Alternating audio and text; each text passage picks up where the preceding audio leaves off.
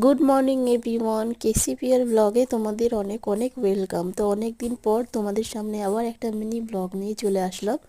তো দেখো, সকাল সকাল চা মুড়ি খেয়ে এদিকে আমি বাসনগুলো মেজে নিলাম। তারপরে মা বাজার থেকে সবজি এনেছিল, সেই সবজিগুলো সবজির জায়গায় রেখে দিলাম। তারপরে মা এনেছিল মাছ, তো সেটাই তোমাদের সাথে শেয়ার করলাম।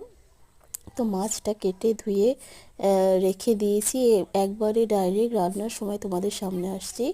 তো ভাতে আলু সিদ্ধ দেওয়া হচ্ছিল, তার জন্য তেল লঙ্কা ভাজা হলো।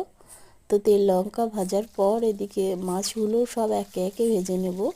আজকে রান্না হবে মাছের রসা, আলু সিদ্ধ আর টক। তো দেখো বেগুনগুলো ভাজা হয়ে গেছে, এরপর মাছের ঝালটা বসিয়ে দেব।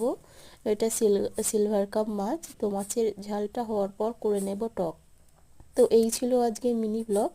আজকের ভিডিওটা কেমন হয়েছে তোমরা প্লিজ জানিও।